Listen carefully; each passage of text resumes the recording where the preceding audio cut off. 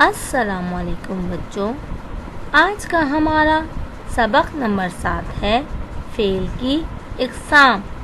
فعل تو آپ پہلے پڑھ چکے ہیں کہ فعل کسی بھی کام کو کہتے ہیں۔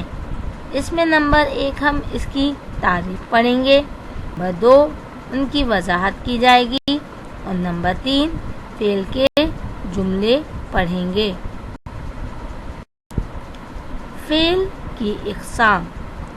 زمانے کے لحاظ سے فعل کی 3 اقسام ہیں۔ نمبر 1 فعل حال، یعنی جو کام ابھی ہو رہا ہے یا جو کام ابھی کیا جائے۔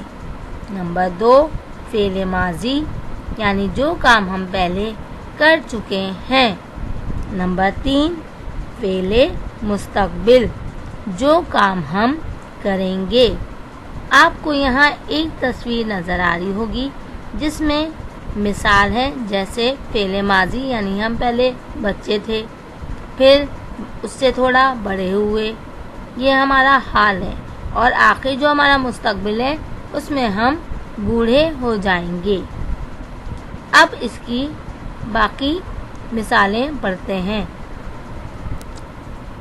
سب سے پہلے ہے فعل حال، وہ کام جو ابھی ہو رہا ہو فعل حال کہلاتا ہے، جیسے میں کھانا کھا رہا ہوں۔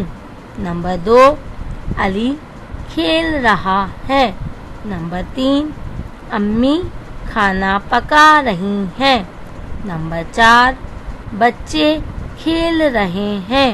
نمبر 5 دادا جان سو رہے ہیں۔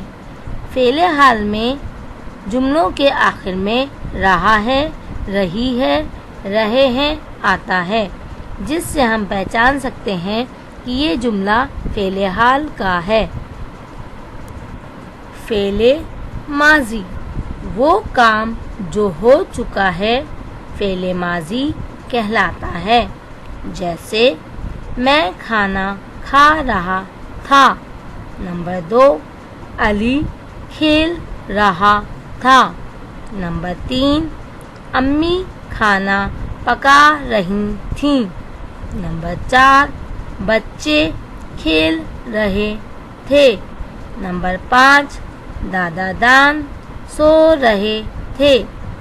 فعل ماضی کے جملوں کے آخر میں تھا، تھی، تھے آتا ہے، جس سے ہم پہچان سکتے ہیں کہ یہ فعل ماضی کے جملے ہیں۔ آخری ہمارا ہے فعل مستقبل، وہ کام جو بعد میں ہوگا فعل مستقبل کہلاتا ہے، جیسے میں کھانا کھاؤں گا۔ نمبر 2 علی کھیلے گا۔ نمبر 3 امی کھانا پکائیں گی۔ نمبر 4 بچے کھیلیں گے۔ نمبر 5 دادا جان سوئیں گے۔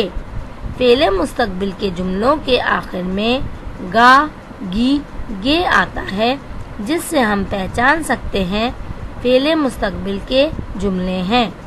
جی بچوں، آج ہم نے فعل کی اقسام پڑھی کہ فعل کی 3 اقسام ہیں، حال، مستقبل اور ماضی۔ ان کے ہم نے جملے بھی پڑھے اور تعریف بھی پڑھی۔ یقیناً اب آپ کو یہ سمجھ آ گئی ہوں گی۔ شکریہ۔